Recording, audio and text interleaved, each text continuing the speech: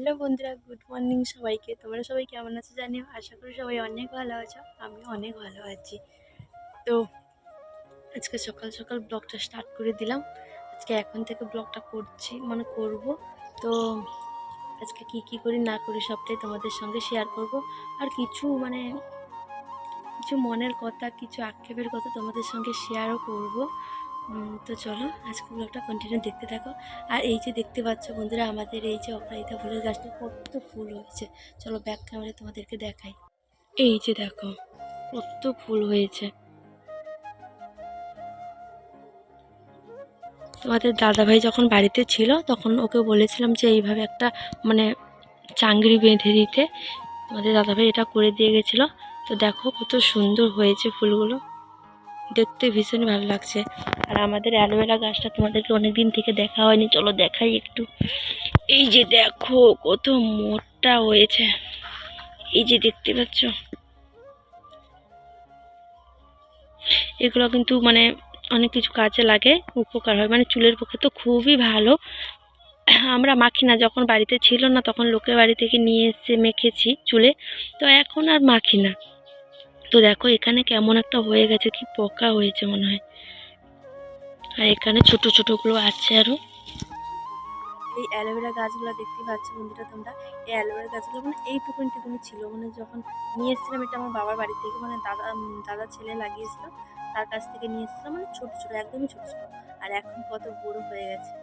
তো চলো আজকে ব্লগটা কন্টিনিউ দেখতে থাকো, আশা করি তোমাদের অনেক ভালো লাগবে।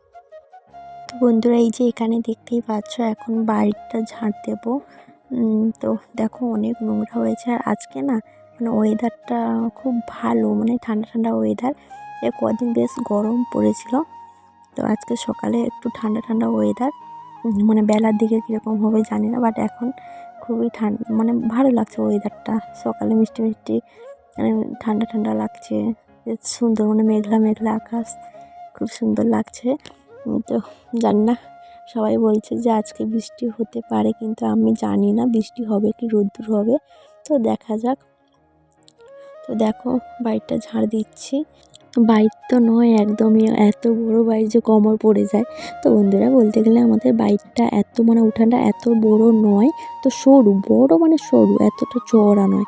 যখন এই ঘরটা বড় পাকা বাড়িটা যখন হয়ে যাবে তখন হয়তো এটা বড় হয়ে যাবে, কারণ এই টংটা আর থাকবে না, এটাকে ভেঙে দেওয়া হবে। তো যাই হোক না কেন, তো বন্ধুরা তারপরে দেখো এখানে জামা কাপড় কিছু কাচার ছিল, সেগুলো কাচবো। আর তোমাদেরকে যেটা বলার জন্য আজকে ভিডিওটা করেছি, আজকে না খুব আমাকে কি বলবো, অস্বস্তি রাখছে, কেমন একটা লাগছে, যেন মনের মধ্যে কি একটা চেপে রেখেছি, যেন নিজেকে কে আটকে রেখেছি, এইভাবে মনে হচ্ছে।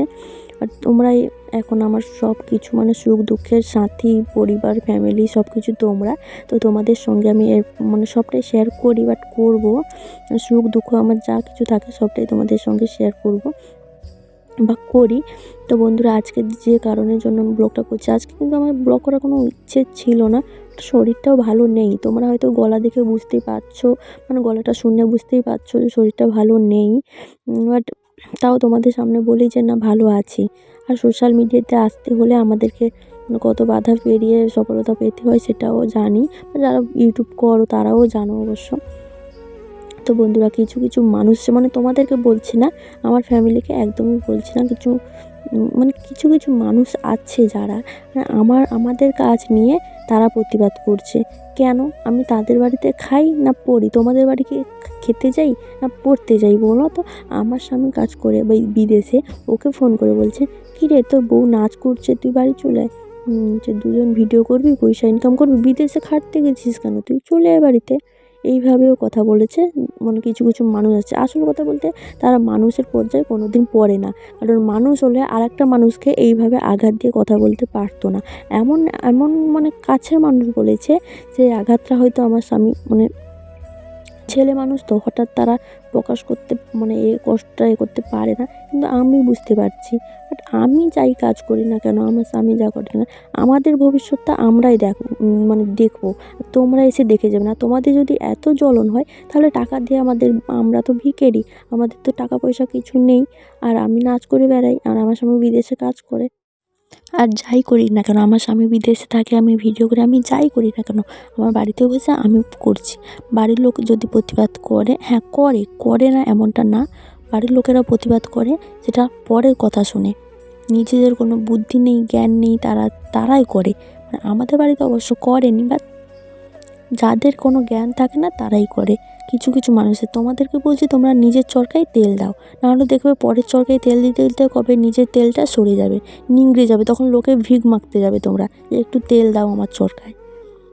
পরের কথা না ভেবে নিজের কথা ভেবে নিজের জীবনটাকে সুন্দর, জীবনটা মানে ভগবান জীবন দিয়েছে, একটা সুন্দর জীবন দিয়েছে, সেই জীবনটাকে কীভাবে সাজিয়ে গুছিয়ে রাখবে সেই চিন্তা করে মানে ব্যস্ত থাকো, সেই চিন্তা নিয়ে, পরের চিন্তা না। তো বন্ধুরা এই যে দেখতেই পাচ্ছ তোমরা, চান টান করে নিয়েছি, সব কাজ কমপ্লিট। তারপরে চান করে নিয়ে এলাম, কারণ ঠাকুর পুজো দেবো। আর এই শাড়িটা পরে নিয়েছি, মানে তোমরাই বুঝতে পারছো ঠাকুর পুজো দেওয়ার জন্য এই শাড়িটা আমি পরি। তো চলো সিঁদুর পরে নিই। এই দেখো, মেয়েদের সম্পূর্ণ সিঁদুর না হলে কোনোদিন মেয়েদের সম্পূর্ণ হয় না। দেখো সিঁদুর নেই বলে কেমন ফাঁকা ফাঁকা লাগছে, তাই না? তো চলো সিঁদুর পরে পুজো দিয়ে দিই, তারপরে আবার তোমাদের সামনে আসছি। ব্লগটা কন্টিনিউ দেখতে থাকো। তো বন্ধুরা এই যে দেখতেই পাচ্ছ পুজো দিয়ে দিয়েছি। তারপরে একটা কথা বলতে কি, মানে আমার ভগবানের প্রতি এতটা বিশ্বাস আছে যে আমি পারবো একদিন এই কাজে সফলতা পেতে। আর যারা এখন এইভাবে কথাবার্তা বলছে তাদেরকে মুখ্যম জবাব দিতে, এটা আমি পারবো। আর সবাই এ কাজে, মানে সোশ্যাল মিডিয়াতে আসা কোনো খারাপ কাজ নয়, বা আমি কোনো খারাপ কাজ করছি না। তোমরা যারা আমার ফ্যামিলি আছো তারা নিশ্চয়ই আমার ভিডিওটা দেখো, কম বেশি সবাই দেখো, তারা দেখতেই পাও আমার ভিডিওতে কোনো খারাপ কিছু দেখেছো তোমরা? আমি তো খারাপ কাজে জয়েন্ট হচ্ছি না, তাহলে কেন এইভাবে প্রতিবাদগুলো আসছে? তো তোমাদের সাথে শেয়ার করলাম, একটু হালকা মনে হচ্ছে নিজেকে। তারপরে দেখো খাচ্ছি এখানে কাজু বাদাম। তারপরে চাল ধুয়ে নিয়ে এসেছি ভাত রান্না করব বলে। তো দেখো উনানে রান্না করব বন্ধুরা। দেখো উনানটা ধরিয়ে দিলাম, মানে আজকে খড় জাল মেলে রান্না করব। তো তারপরে দেখো খুব ধোঁয়া হচ্ছিলো উনানটায়, মানে ছোটো উনান, বুঝতেই পারছো তোমরা। তো দেখো ভাতের হাঁড়িটা বসিয়ে দিয়েছি। তো ভাতটাই শুধু করে নিই, আর মানে আর যে রান্নাবান্নাগুলো গ্যাসেই করব, এখানে আমার দ্বারা হবে না, মানে এই যে ধোঁয়ায় আমি পারবো না।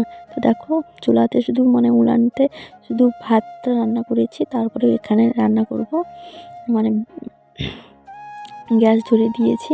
তো গ্যাসেই রান্না করব যা করার, উনানে আর আমার দ্বারা হচ্ছে না। তো দেখো এখানে বেগুনগুলোকে ভাজবো। তো আজকে মেনুতে আছে কী তোমরা দেখতে পাবে। তো এত গরম পড়েছে, সকালে ঠান্ডা ঠান্ডা ওয়েদার ছিল, কিন্তু এখন এতটা গরম পড়েছে থাকতেই পারছি না। রান্না করে এসে হাঁপিয়ে পড়েছি। তারপরে দেখো এখানে হাতে তেল ঠিকরিয়ে মানে হাতে পুরো ঠোসরা উঠে গেছে। তারপরে দেখো আজকে রান্না করেছিলাম মানে বেগুনের ভাজা আর বড়ি ভাজা, লেবু নিয়ে নিয়েছি, আর করেছিলাম মুসুরের ডাল। আজকে নিরামিষ রান্না করেছি। তো দেখো খাচ্ছি এখানে এখন। তো চলো আবার পরে দেখা হচ্ছে। তো বন্ধুরা শুভ বিকাল সবাইকে। দুপুরে খাওয়া দাওয়া কমপ্লিট করে ঘুমিয়ে পড়েছিলাম, তো ঘুম থেকে উঠলাম এখনই। তো উঠে মনে হচ্ছে যেন কিছু একটা খাই। আর তোমরা সবাই জানো যে মানে বিকেলবেলা একটু কিছু ভাজাভুজি হলে ভালো হয় খেতে।